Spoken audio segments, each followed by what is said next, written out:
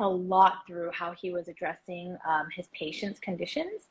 And a lot of the patients that came in, they were dealing with stuff that I honestly thought was like, again, normal, like having PMS or having headaches or even like just sort of aches, a little like aches and pains. I just thought, well, yeah, you just deal with it. Everybody has that. And when I realized that they were all things that we can address, that's when it really sparked my interest. That's when I really realized, like, wow, I think I have a lot of these problems too.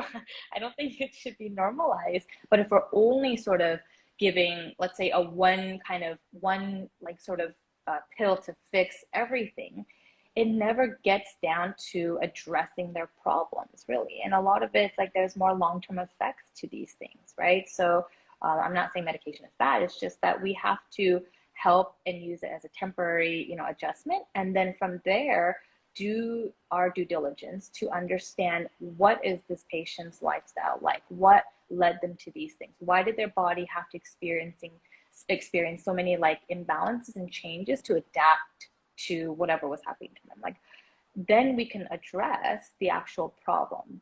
And then they don't need to be on medications or things like that long term, because they're not meant to be on those things for long term, right? So it's just a temporary sort of solution. And then from there, we have to dig deeper to figure out what it is that their body is deficient in, or what it is that they need more of. Neurotransmitters that help us with different moods and functions, like things like serotonin and dopamine. They found like 90% of serotonin is produced in the gut, and even 50% of dopamine is produced in the gut. And now I will preface this, that there is still research pending to say that, oh, just because it's produced in the gut, it's not quite the same as what's used in the brain. Yes, but at least from what we know is that if serotonin, right, the kind of feel-good hormone and things like that, or neurotransmitter, I should say, is a version of it is produced in the gut, then can't we at least kind of assume that, wow, like we have to be very mindful and thoughtful of what we're putting into our system, because then we want our gut to produce these like happy, feel good, neurotransmitters, right? Even if they're not the exact ones that are used in the brain. If we know that serotonin helps with bowel function, digestion, then we know for sure, hey, we at least want those things to work.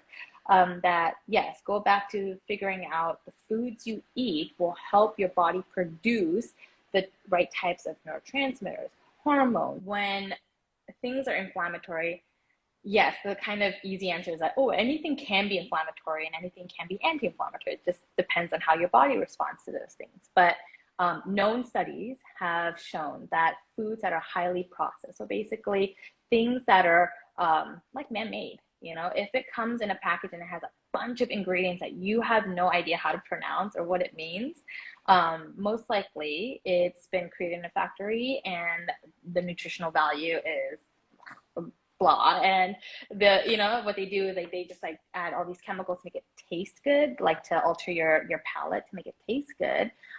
So those types of foods I would say are highly inflammatory. Why? Because the additives that they put in it are either neuroinflammatory, meaning they will either spark a fire, like a firecracker in your brain, or they can do things to completely depress that and inhibit things, right? So we don't want to eat things that would give us these major ups and downs. That's not what we want. We want to get food, real nutrients in that every cell that gets in contact with it knows exactly what to do with it, meaning it'll absorb it, it'll know how to get the nutrients out of it, it'll help clean out the cells, it'll help be able to regenerate, rebuild. Even that slightest bit of choosing certain foods to give you energy, we like totally kind of underestimate the power of that. So my job is to just show you that we are so in control of what we should be surrounding ourselves with, and especially what we choose to put in our bodies, and not to kind of take that for granted.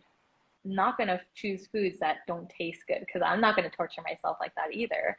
So if I can show you ways to pick your favorite dish, but just show you ways that we choose ingredients that are actually really beneficial and taste just as good, like why not? You don't have to grow the thing in your backyard and have this like, living off grid, right? Like that would be ideal. That'd be so great. But if you can't live like that because you're living right dead smack in like the city on like a high rise, What you can do is go to your grocery store. What you can do is go to farmer's market. What you can do is be able to find foods locally, conveniently, and know how to prepare them, utilize them in a way that creates these amazing healing recipes for you.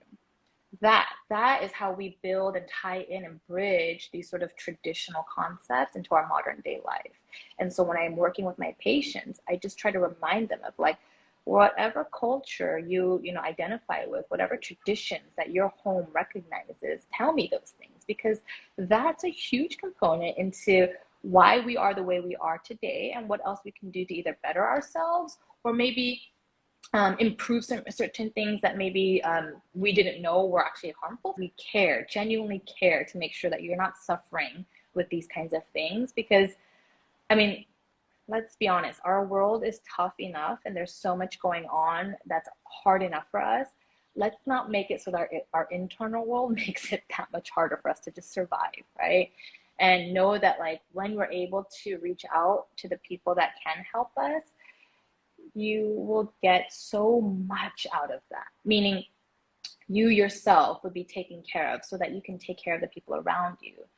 And ultimately, that's really what it is. Like, I'm sure, you want to be, better for your family, your friends, your work, all of that. And you have to first take care of yourself. And the step to I guess, like acknowledge you is to ask for help, and to know that when you ask for help, there's no right or wrong answer. There's no like, right. It's just, if you need help, please take the chance on yourself and to care enough about yourself and your needs that you would want to put yourself in a place where someone can help you fix whatever it is that you're dealing with. And yes, in this journey, to that second part, is that it's not necessarily easy, only because it's very simple. Like I will say, the concepts are simple, but they're so simple that in our mind we have to complicate things, and we think that can't be it. Like our feelings, our emotions, our pain, our agony, our suffering has been so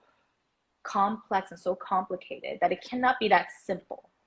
And yet, when you do the simple thing consistently, you'll realize how much better you feel.